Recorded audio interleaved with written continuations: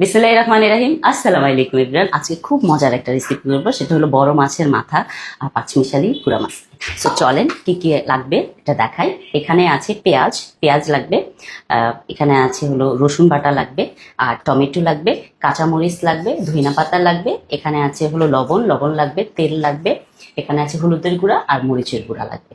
So চলেন রান্নাটা বসাই। প্রথমে দিয়ে দিব হলো তেলটা আমি 2 কাপের মতো দিব। প্রথমে দিয়ে দিব হলো লবণ, 1 চামচ লবণ দিয়ে দিলাম। তারপর হলো দিয়ে দিব, এখানে আছে হলো পেঁয়াজ হলো একটু বেশি করে দিবে, কারণ যেহেতু এটা ভুনা হবে। পেঁয়াজটা একটু বেশি করে দিয়ে পেঁয়াজটাকে একটু লাল করে ভাজা করে দিবে। এখন পেঁয়াজটা মোটামুটি ভাজা হয়ে গেছে। এখন আমি দিব হলো রসুন বাটা 1 চামচ আর আদা চামচ দিয়ে হলো ভালো করে একটু নাড়াচাড়া করে 1 মিনিটের মতো কষিয়ে নেব। এখন দিয়ে দেবো, এখানে আছে হলুদ গুঁড়া।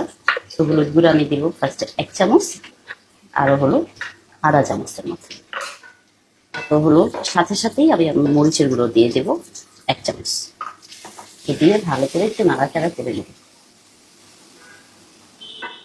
করে হলো আমি হালকা অল্প একটু পানি দিব, যেন আমার মশলাটা কষানো।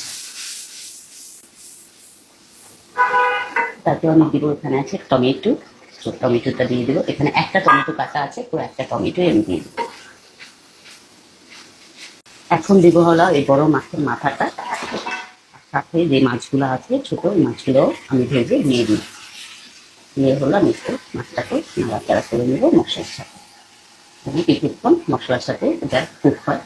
তো পানিটা একদমই টেনে গিয়েছে, সেই জন্য আবার অল্প একটু পানি দিবে। দিয়ে হলো এটাকে কিছুক্ষণের জন্য আমি কষাবো। এখন মাছের মাথাটা মশলার সাথে ভালো করে কষে গিয়েছে। এখন আমি দিয়ে দিব হলো পানি, 1 মগ দিলাম পানি। তারপর হলো আরো দিব আধা মগের মতো, আরো আধা মগ পানি দিয়ে দিলাম। দিয়ে হলো আমি এটা ঢাকনা দিয়ে রেখে দিব 10 মিনিটের মতো। এই ঢাকনাটা খুলে ফেলবো। এই যে মাছের মাথাটা কি সুন্দর হয়েছে না? এখন আমার যেটা করতে হবে সেটা হলো এটাকে আরেকটু ওপাশ করে দিতে হবে, যেন 2 সাইডে মশলাটা ঠিক মতো মাছের মাথাতে ঢুকে। তো এই ক্ষেত্রে আমি আরো 10 মিনিট ঢাকনা দিয়ে রেখে দিই। এটা খুলে ফেলবো। ওয়াও, সুন্দর একটা স্মেল আসতেছে। তারপর হলো দিয়ে দিব এখানে জিরা বাটা। অনেকে খায় না জিরা বাটা, আমি খাই। তো আপনারা চাইলে দিতে পারবেন না, আর যারা না খান তারা দিয়েন না জিরা বাটা। এখন দিয়ে দিব হলো এই যে কয়েকটা কাঁচামরিচ, যেন না হয়, ঝালটা যেন বেশি হয়। আমি দিয়ে দিব হলো ধনিয়া পাতাটা দিলে এটা স্মেলটা অনেক ভালো আসবে। এই যে মজার রেসিপিটা হয়ে গেছে, চলেন এখন সার্ভ করবো। সেই বড় মাছের মাথাটা এখন আমি সুন্দর করে সার্ভ করব।